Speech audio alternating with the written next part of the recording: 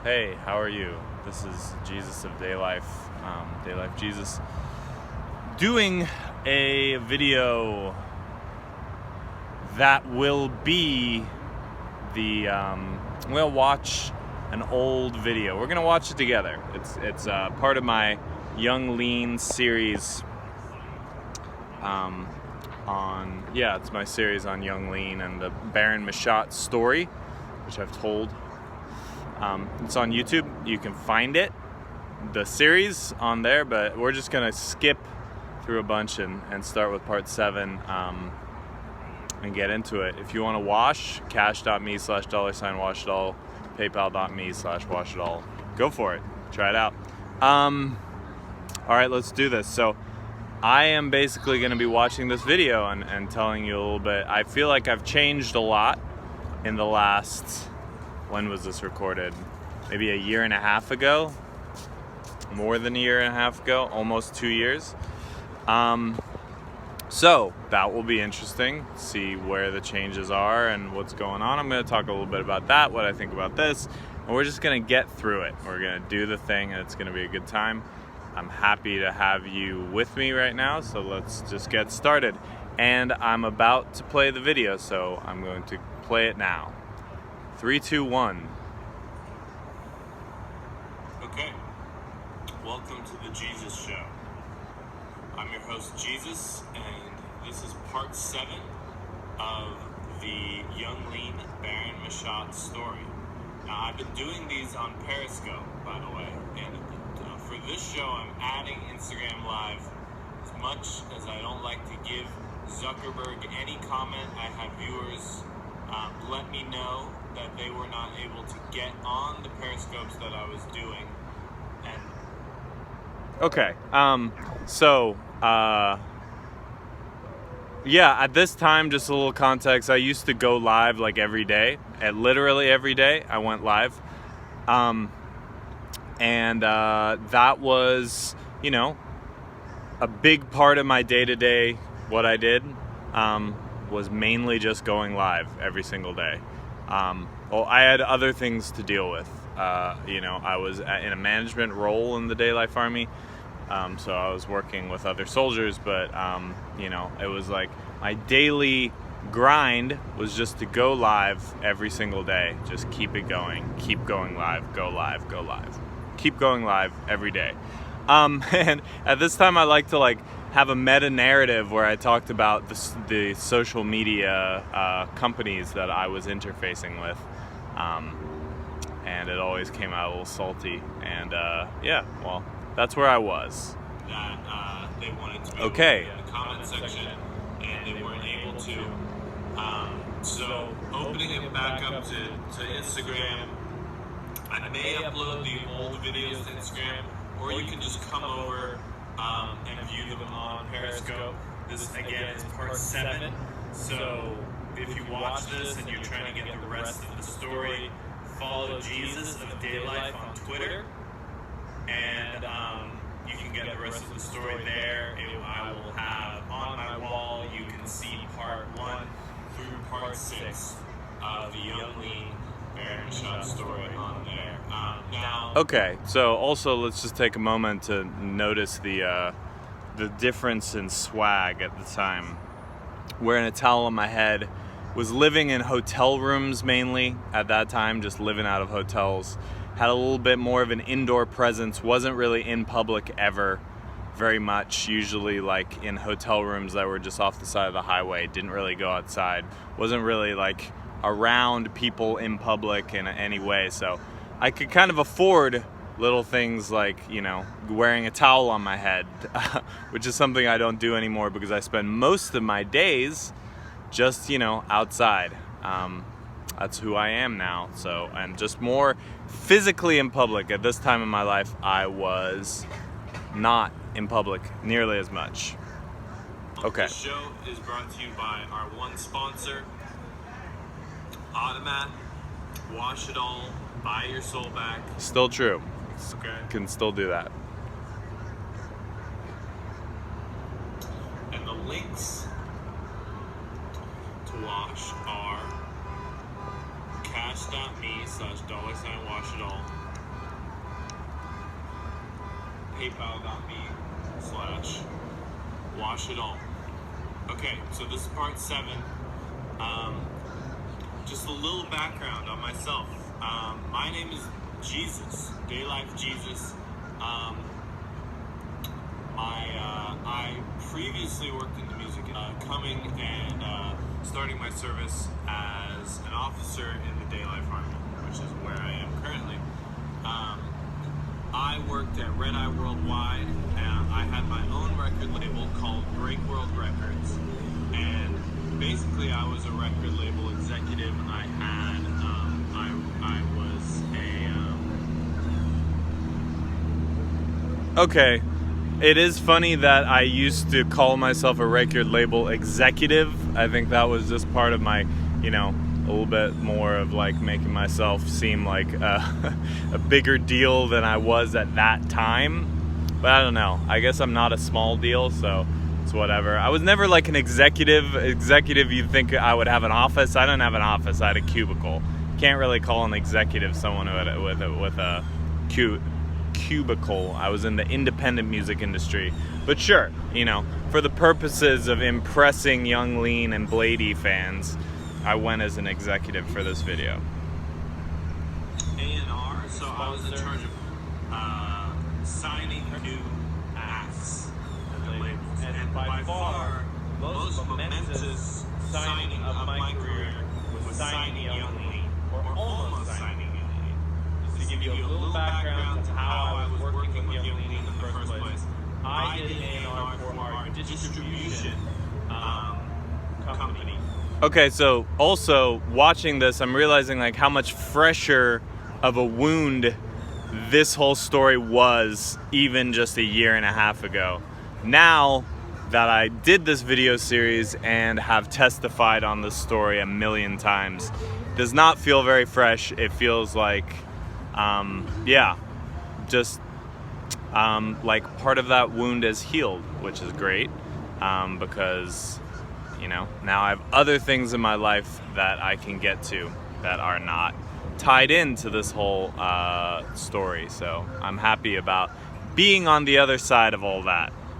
As well as my own record label. Now, a distributor is like a record label, but we deal with record labels. So in the same way that I would sign a band, I would sign a record label like Warp Records or, the infamous Burger Records, or in this case, Hippos and Tanks.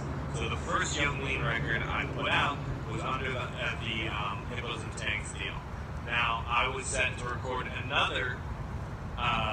to release another Yung Lean record on my own record label, Break World Records. And I was partnered with Baron Machat, who was Yung Lean's manager at the time and had become a close friend of mine when he died on April 8th, 2015, and we never released a record. Okay? That's okay. That was a little funny. I said that we became like close friends when he died. That was I misspoke. We were friends before he died. Our friendship did not begin once he was dead. That would be a little creepy and weird. No, we were friends before. Just to be clear about that. Just notice that.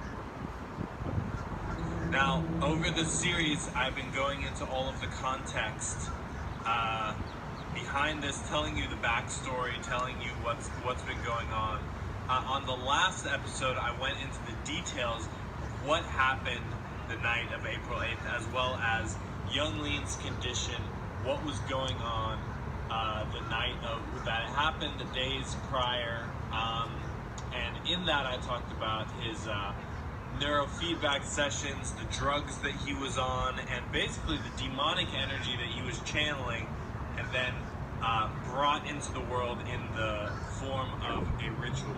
Okay, so just my thoughts 5 minutes in just of what's going on. By the way, the whole theme of this video is like, who was this guy back then? Who was this guy?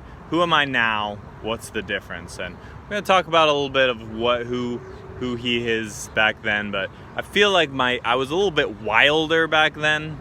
which is interesting because I think that wildness was just in the fact that I never left the room. Like, I literally was in a room that I lived in for months, and that was my life. You wake up in the hotel room, you stay in the hotel room. It was a lethargic existence. So there was a lot more of, like, through these videos, I was trying to get a wildness out that now, because I'm in public all the time, I'm talking to men all the time, I'm making phone calls, I am engaging with other human beings at a much larger level. I don't feel the wildness as much, and my energy is being put in a different place. It is being applied in a different way. So, is that good? Sure, yeah. Partially, there's a little passion that might be gone, and I think, like, back then, I think I was more passionate about being in the Day Life Army than I am now. Now it's a little bit more of a normie kind of, like, yeah, this is just kind of what I do with my life. It's more of a job. It's less of, like, me being, like, all the way in. And I think that's because when I had less to do, and it's not that I had less to do, I had less tangible things to do and a lot more of, like, a just be the mascot in a certain way, just be the public facing person going live every day. I'm not saying I was the mascot or the public facing person for the Army, but it certainly felt more that way, and I think that made me a little bit more passionate, and I think also being a little bit in a power position because I loved the power. And now I don't have that power. I'm not in a feedership position here. So it's a little bit more just like a job, just doing the thing, for better or for worse. I have to say I enjoy my life more in that way. But yeah, it's just different. All right, continuing. Now, I've had actual comments on YouTube, and I'm just saying things like, actually, Baron was there at the apartment when that happened. And then Baron took Yung Lean to the hospital. So just to give you a little bit of background, just briefly summarizing what happened in the last episode. Yung Lean was having a demonic meltdown, and he kicked Baron out of his apartment, and then did a ritual in Baron's apartment while Baron was driving. And simultaneous to the ritual, Baron hit a pole with his car, the car lit on fire, and Baron died in the flames. Alright? Okay, this was also my first telling of the story in a public sphere, so a little bit of drama in it. Can't help that. I'm a dramatic person. I do that, so yeah, I'm just laughing at myself, like the died in the flames thing is a little bit wow. But it was a human life that got moved on to the next, passed on, as they say. So it was but yeah, it was definitely more of a tender. I'm getting a tenderness from watching these that I had more back then, of not having kind of processed all of it yet, or processing as I'm going. So interesting stuff. Whereas now, it kind of just feels like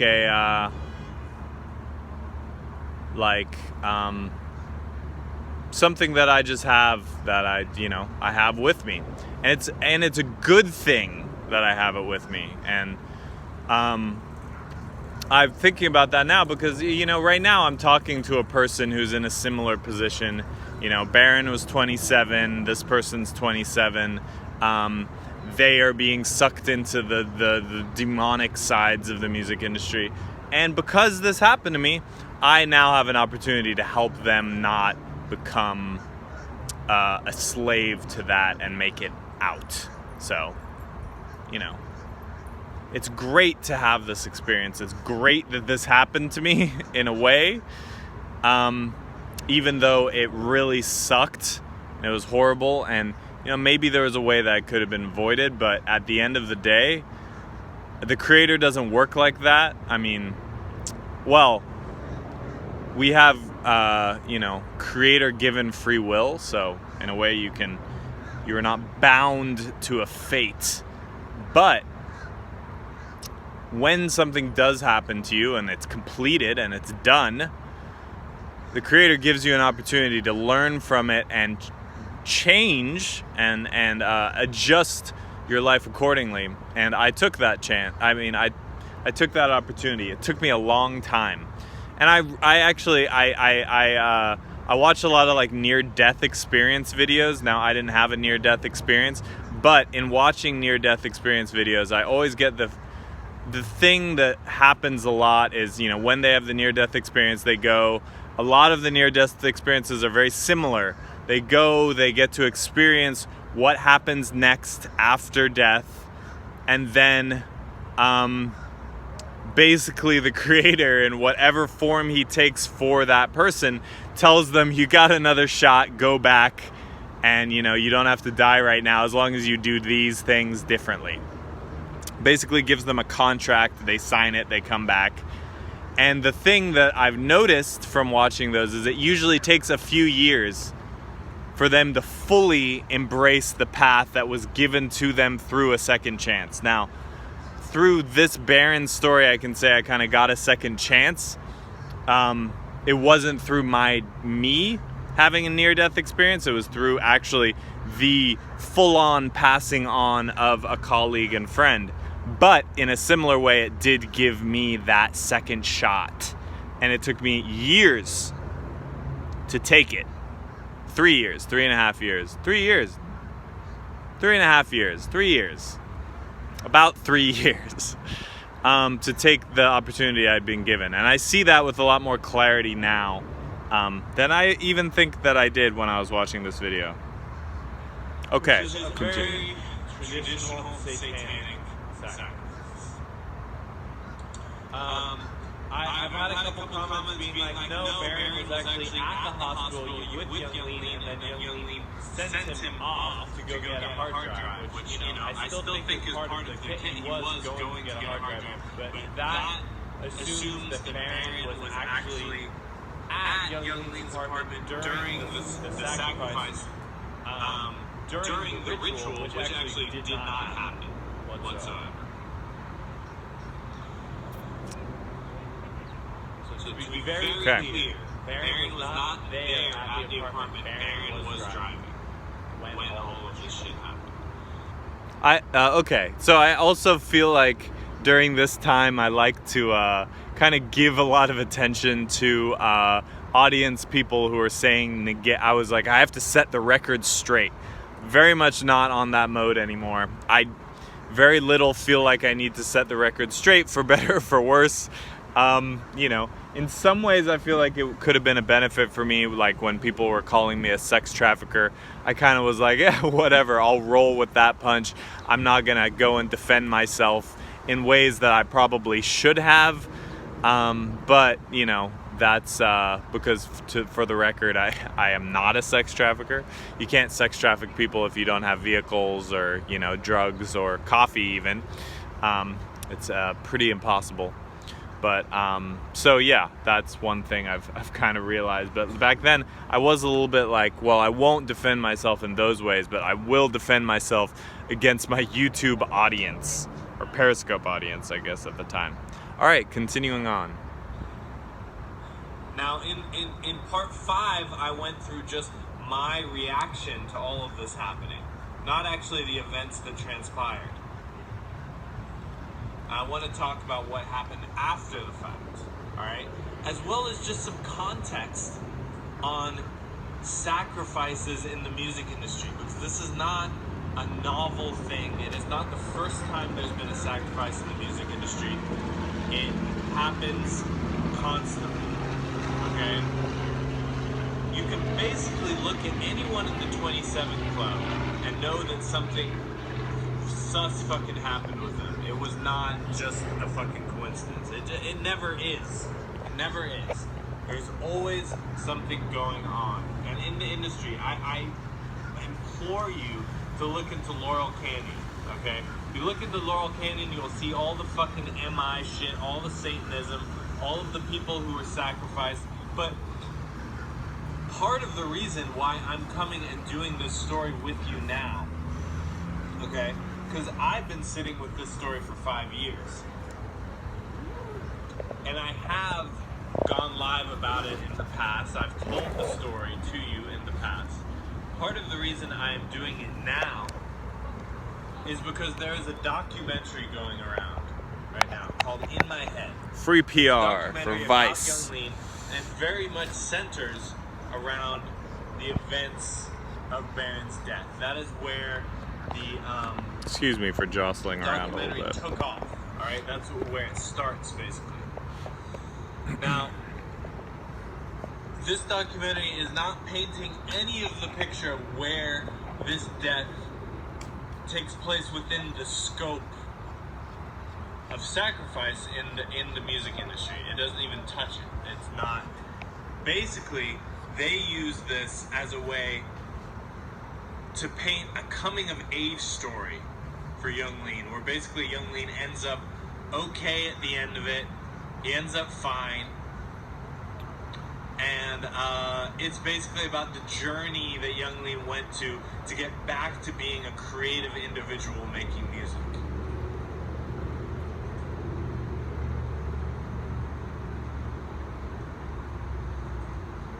Exactly. Okay, so General Koa just had a really good comment.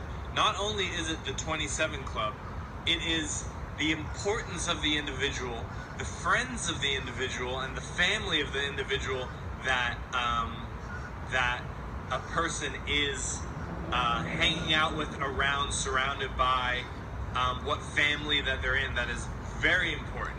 Now, I've gone into this in previous episodes, but Baron Machat was not a regular record label owner. He was not. Okay, this is where I start to bootlick Baron Machat a little bit.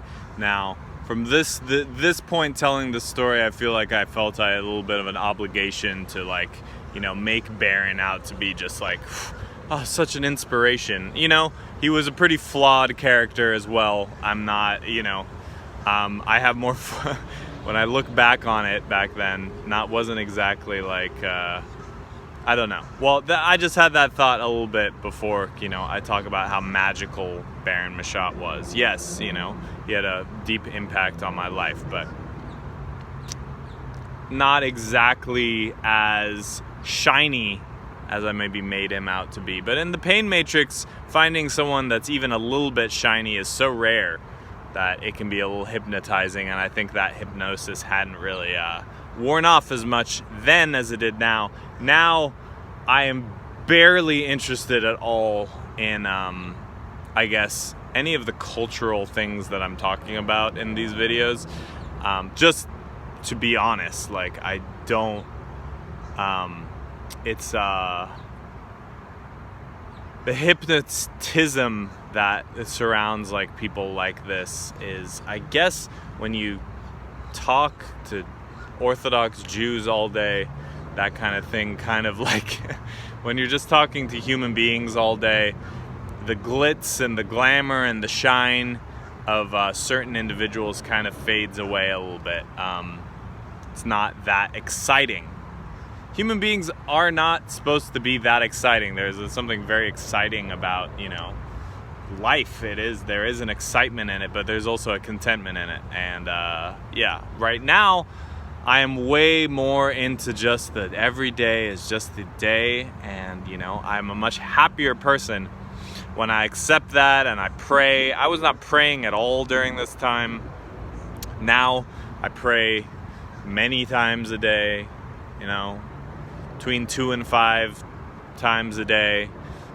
Talking to the Creator in my head all the time. Was not doing that at all. I was talking to Satan in my head. And yet, you look at him and he's more, in some ways, more of a passionate person, while me, I feel like I'm a little bit more of a normie now. So, yeah, it's interesting. Continuing on. He was not, he did not run Warp Records. He was not an indie record label owner.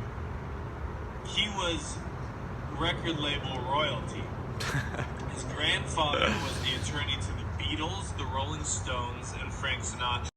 His father was the attorney and manager, I believe, you know, the attorney and manager to Leonard Cohen and Ozzy Osbourne. Okay, so this is the scope of this is way fucking bigger than just an indie record label, which you would be like, why the fuck would you even go out of your way to sacrifice someone like that? And it's true, you know, for a lot of, it's not actually those people who get sacrificed, the record labels.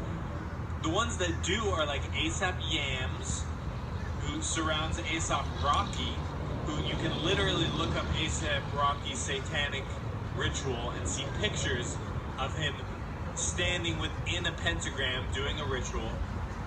Those are the managers and record label people that get taken out. It's the Brian Epsteins, who was 33 at the time of his death. Another interesting one, because that's the time that Jesus died. 33 and 27 are the two nodes, sacrificial nodes, if they don't get you when you're like 19, 21, where it can be super fucking tragic and they can get all the luge that they're trying to get out of it. But Brian Jones from the Rolling Stones, a lot of the times it's the muse. It's the person who brought soul to the project, okay? Brian Jones was the original guy that, you know, named the Rolling Stones. He was the guy, okay? Sid Mick Barrett. Jagger and Keith, you know, Pink Floyd, Keith Sink Back. Richards. Sure, we're songwriters, but Brian Jones was the soul of the band, the heart of the band. Same with Sid Barrett from Pink Floyd. It's always the heart of the project. Forgot that I got to that. Gets taken out. And Baron Machat, as a manager, and this is what was unbelievable about him. When I met Baron, and then when I met his artists, I was always taken aback because I thought, oh, his artists are really the creative entities in this. They are the ones. They're the weirdos. They're the really fucking savant geniuses or whatever. James Ferraro was like the artist that I also got with Yung Lean. James Ferraro was the more independent artist that came with Hippos and Tanks. And the artist that I found that I was like, this is why I want to work with this person. Okay. So James Ferraro was just a junkie, which I don't think I would go as far. A junkie gigolo, which is actually how he was described to me by Baron Machat's father when we a little bit more context. Yeah, not a super special person, just a junkie gigolo who, you know, made beats. Continuing. James Ferraro, when I met Ferraro after Baron's passing, I was actually disappointed. I was like, I thought you were the creative genius. I thought you were the savant. I thought you were the artist. I found out that Baron was the fucking creative spark behind all of this shit. And it was just his fucking attitude, bro. He was a business artist. Okay. Alright? So, when I start to get all fired up back then, start dropping the F-bombs, dropping the S-bombs, starting to curse. If we're looking at a then and now scope, I don't curse really that much anymore. Very rarely does it slip out, but yeah, I really don't like cursing. Unless it's done for extreme dramatic effect. Usually and it doesn't usually come out of my mouth anymore. And I'm excited about that because that was a real crutch that I had for a really long time. Like, instead of saying like, which I just did, or I would just say the F word or, you know, other curse words. And, you know, I'm not going to say it doesn't slip out once in a while, and hopefully it hasn't slipped out yet in this video as I'm recording it. But yeah, it was something that I would do much more often back then. And now I feel like I have some sort of control on it. I'm a little bit more of a grown person, which also allows me to be a little bit of a let out, you know, my sillier slice of life side. because I've built a boundary that I can operate within. Okay, continuing on. Artist, alright? He was a guy that you brought your ideas to, and he was like, alright, we'll make whatever fucking happen. He was the one who would inspire people. He would get the art out of the artist. And in a social setting, he was an artist socially too. That's why hanging out with him was insane. Like, you always felt like he was fucking pulling out of you the best you could be. He was by the time he was doing Xanax in order to get this state, bro, he knew in part this was one of his superpowers, but he couldn't pull it out of himself.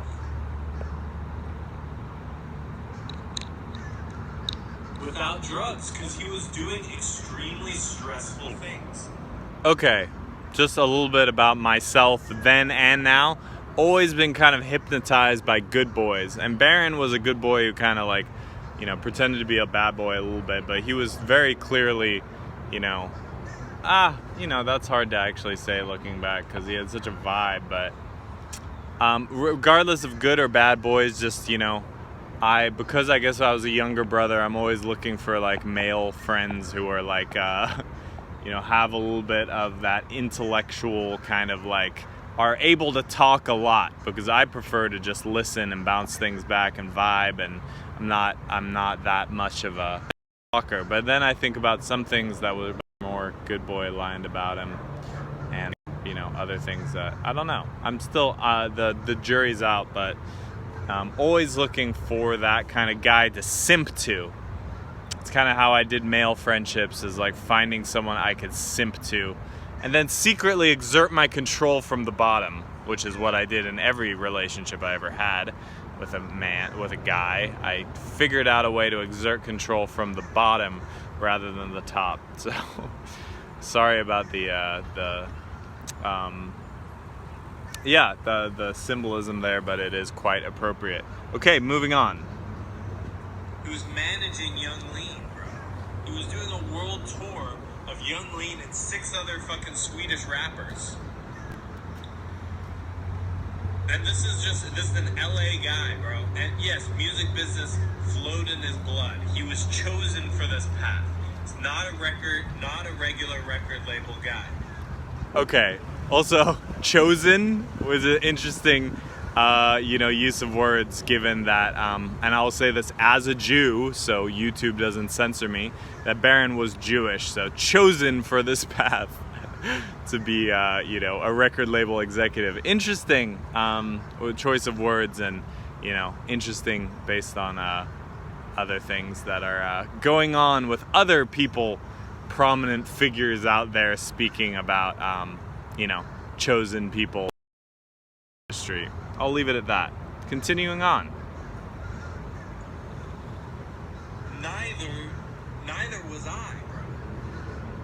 Now, I have a background where, I'm a Christ concept, bro.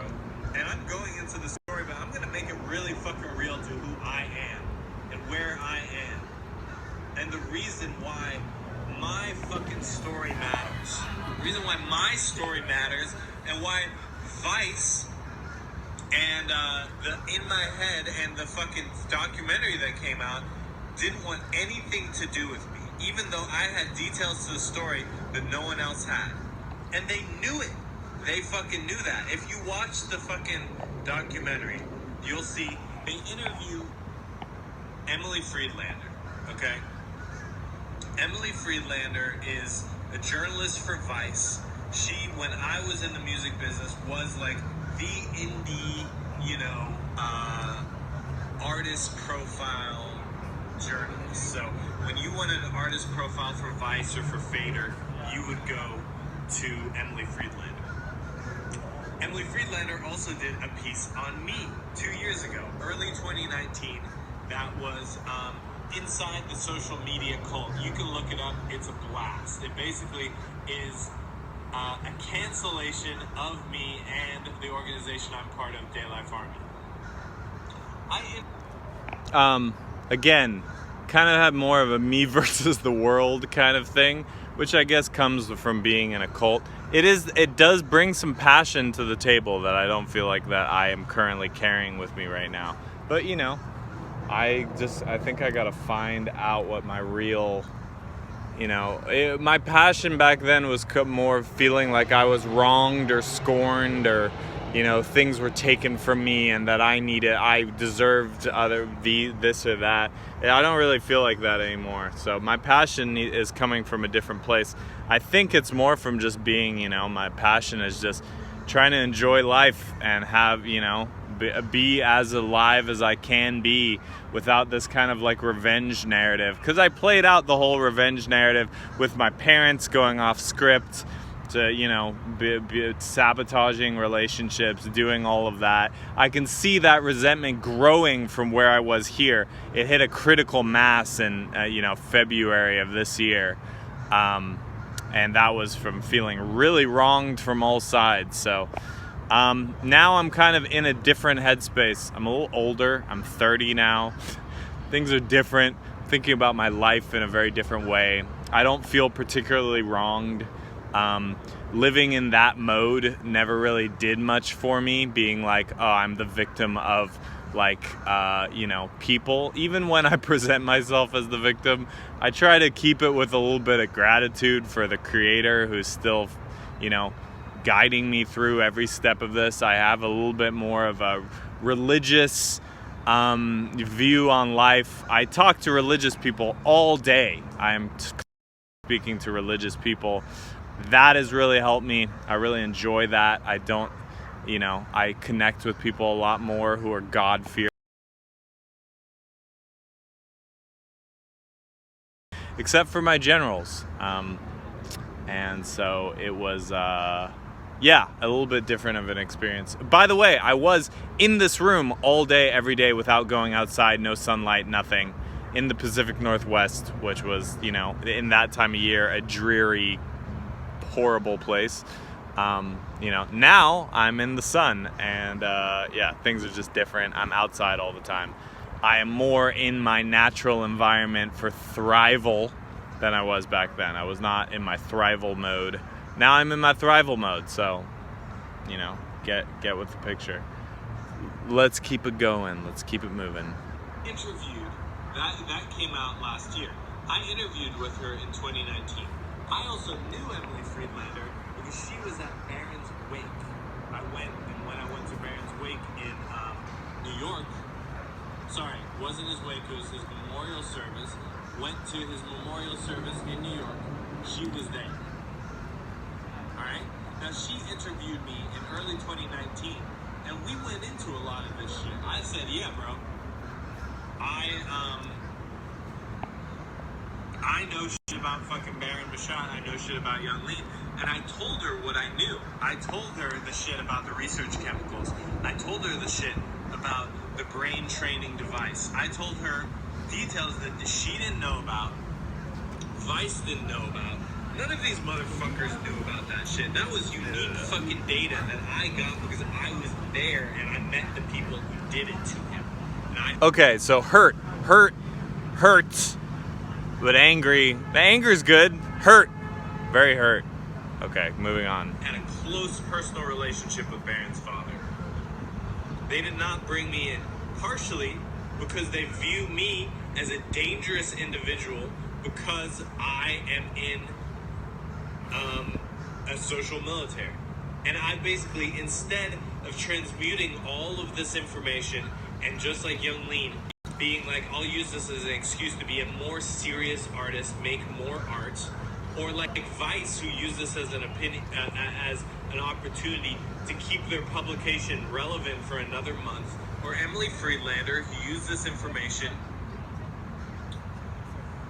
to basically make her look like she's always on the scene at the right moment, because she covered me, now she's covering the fucking the guy who fucking killed my best friend, Yung Lean. So she's covering both sides. She's basically saying I have a monopoly over all of this information. So Vice knew, the director knew, that I had fucking information that they purposely cut out of the documentary. They did not step to me. They did not come to me trying to get that. Partially because they feel like they can steal from me and get away with it. Not only was my fucking friend, my mentor, my fucking inspiration for what I was doing stolen from me. They're like, we will take this story and put you nowhere in it. Like I said, I was an integral part of it. And I have parts of the story that just aren't there. And I have a perspective of the story that just isn't there. Vice at the end mentions, oh, you know, ended up like Lil Peep. It did fucking end up like Lil Peep. Except Yung Lean didn't die. No, I don't like fucking Young Sherman, bro. I met Young Sherman. Okay, well, first of all, just something I didn't point out. There would be no Lil Peep if it wasn't for Yung Lean. And Yung Lean literally made it possible for them to do the Lil Peep sacrifice. So, yes, just to be very clear. And I'm about to start talking, responding to fans and people watching the video. So take a look at this part. I was a lot more triggered by my audience, and I felt like in a really defensive mode where I had to like clobber people who are just like watching my videos. Don't really feel that way anymore. If you want to watch and ask dumb questions, I won't make fun of you for it or yell at you. Doesn't really matter to me very much. Or, you know, it's for better or for worse. I'm just gonna keep saying for better or for worse because I'm not really sure, but I do feel better about that information now. Continuing on. I met these guys. I knew these guys. I don't give a fuck about this shit. Do you really think it's worth it to sacrifice my friend for the music of Young Sherman, for the music of Yung Lean, for fucking Thai Boy Digital, for Echo 2K? No. That is not worth a sacrifice. That is not worth a death. And this shit happens all the time, bro. When they're out of story. And for Yung Lean, bro, there was a fucking... They needed something to fucking send him on the path that they wanted him to go. And that path is what enables publications like Vice. That path is what enables journalists like Emily Friedlander. They need this story, or else they would be irrelevant. See, I don't need this story. I'm telling you this story. I don't need this story. This story made me who I am. The events of this sent me on a trajectory to become the person that I now am. In a position where I can act as the Christ concept that I was born to be, to bring people. Okay, I also feel like back then I identified a lot more as Jesus and I identified a lot more as a Christ concept, whereas now I actually feel a lot further away from that. And that could be, I just don't really feel like as much like that's my purpose, that's what I'm doing. Yeah, and it's interesting. I wonder if there will be a time where that comes back, but it has not really been my life for the last year. And in some ways, my life has improved. It got way worse for a while, and then it got better. So, but that's just me being brutally honest that I just don't really connect. I don't wake up every day being like, all right, what am I going to do as a Christ concept? What am I going to do as Jesus? No, I think of myself way more like Edan Brooke. I think about that as my... so it's interesting. I don't know how that all fits yet. I don't know what my future is going to look like with that being my trajectory, or if there's a new twist, or if that I'm doing that wrong, or I've been over-investing in one part of my identity and not in the other, and that there needs to be massive redistribution. We'll see. That's the beautiful thing about the future. It hasn't happened yet, and it can go any way as long as the creator keeps creating, which, you know, is inevitable and true and eternal, and, you know, we have that free will to keep us going. So let's continue. Out of the darkness that created a scenario like this, it created me so that I could usher people out of sacrifice, out of murder, in order for the sake of Pain Matrix creativity. And, okay, just stopping. I do. I actually, now that I say that after hearing this part, I am still, oh my God, there's literally like a tiki bar that is floating through the water on its way past me with people day drinking on it. That is wild. Wow. No, I mean, I still am Christ concepting in some ways. I'm thinking about, bringing people through the thing. It's just less of my entire identity. Partially because I'm not in a room all day with very little to do and just my one responsibility, making a video every single day. So different strokes. Continuing. That is my role in this. That is what I bring to the table and what was created out of the sacrifice, okay? So Yung Lean getting handed the fucking research chemical in Japan. Yung Lean being taken and done,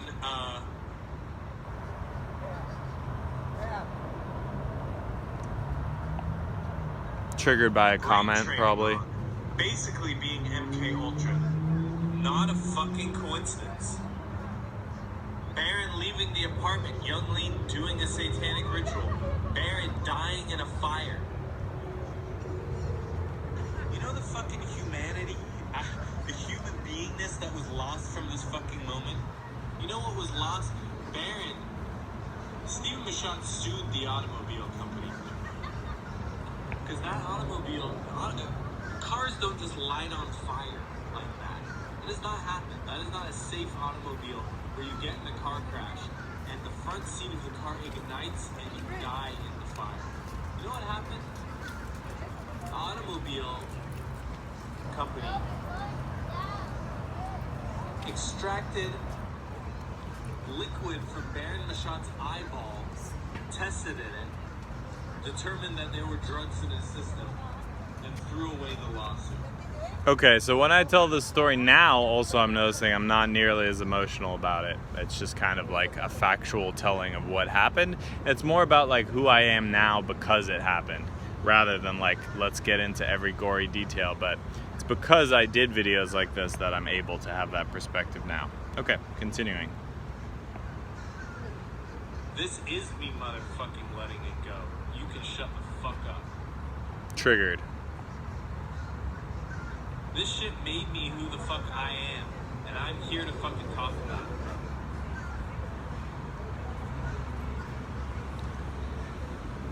bro. Me letting it go, and then letting Vice fucking tell my story divorced from the truth, from the context of fucking, getting to fucking do what they do their own satanic rituals off of my story, off of my friend. That's absolutely fucking not going to happen. So after the event, after the death itself, I let you know what happened to me. Yung Lean spent 2 weeks, I believe, in the mental hospital in Miami, and then went back to Sweden.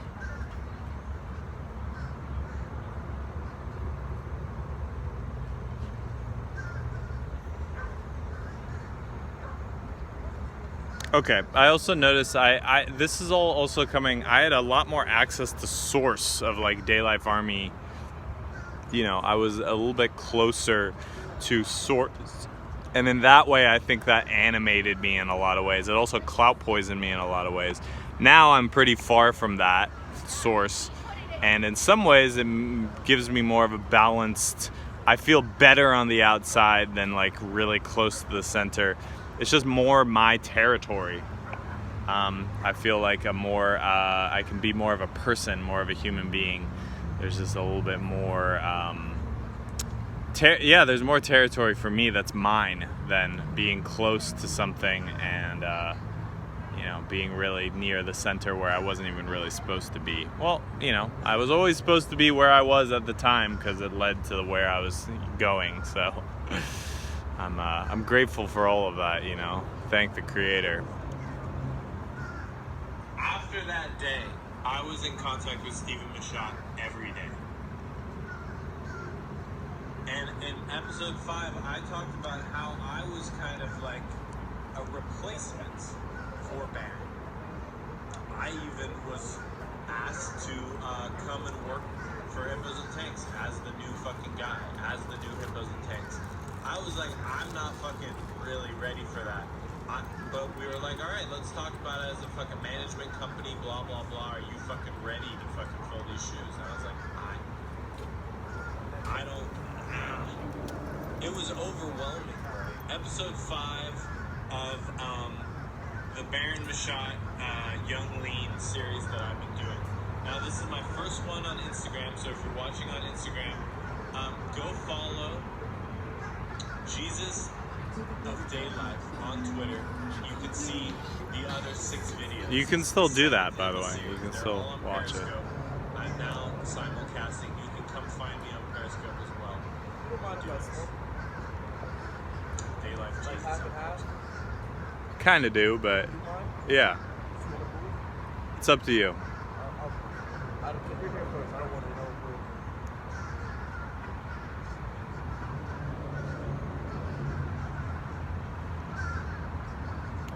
That was an interaction with a real person that made it onto my video.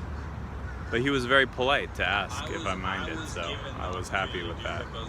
I didn't want to fucking do it. But basically all the pressure around me was like, you gotta fucking fill Baron's shoes. You gotta be the new fucking Baron. Steven immediately was talking to me about putting out a fucking Yung Lean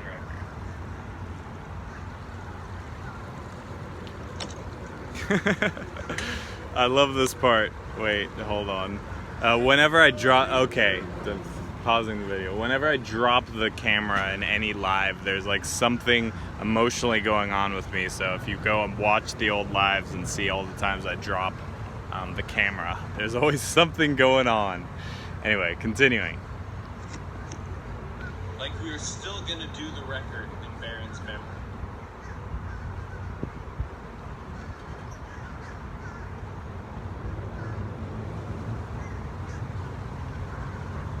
I didn't know if I wanted to do that, but I was like, there was a part of me that was so fucking stubborn about the thing. Being like, I fucking tried for this shit to fucking happen. I fucking went after this so fucking hard.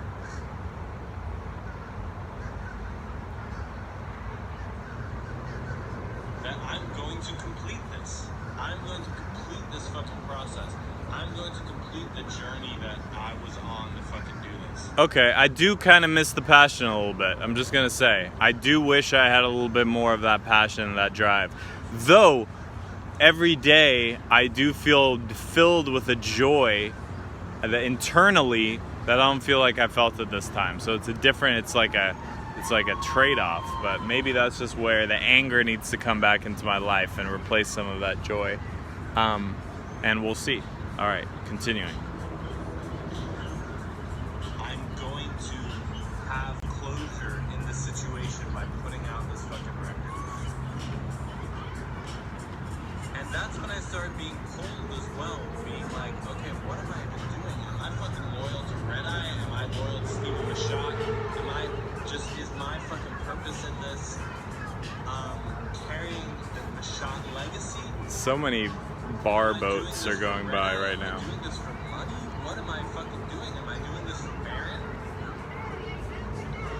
At that time, I was talking to Steven every day. In the first couple months, bro, it was a lot more of like, we're fucking doing this. We're doing this fucking record in honor of Baron.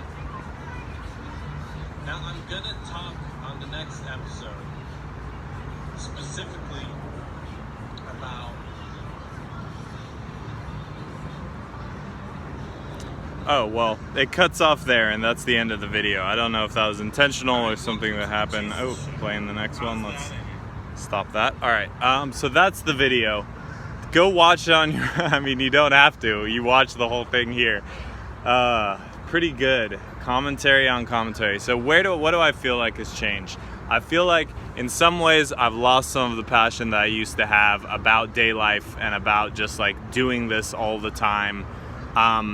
But I've also been living in some ways a more day lifey life, in just like my life is a little bit more slice of life. It's less edgy. It's more aligned with what I'm supposed to do. I'm doing the principles. I'm just living it instead of like talking about it and being as much like a spokesperson, public figure for it. I'm a little bit normier now. I enjoy the trade-off. I could see injecting more of that passion into my life and having it be a better thing. Just need to figure out in what context, because it's certainly not going backwards and being the person that I used to be. It's about moving forward and doing a better thing with, you know, what I learned. So, and right now I'm excited about where I am in that, you know, getting things done. I'm happier, I'm more fulfilled in general than I have been since I got here, and that's because of a lot of the changes that I just dropped something. It did not drop it from a very, I guess I'm triggered, so you can tell, but it's because of the changes that the generals have made in my life, so, and that I've made because of changes that have been made. So I'm grateful for all of that. You know, I thank the Creator every day for all of my blessings, and I just want to thank the Creator again. Thank you for bringing me to this new place that I'm in. Whatever challenges that I've gone through, I know that those challenges were gifts.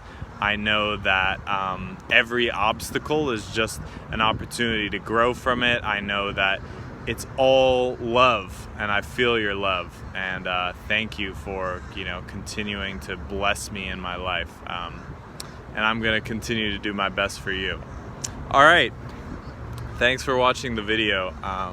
You know, cash.me/$washitall, paypal.me/washitall. If you do want to buy your soul back, if you want to make a wash, that's the way to do it. Take care.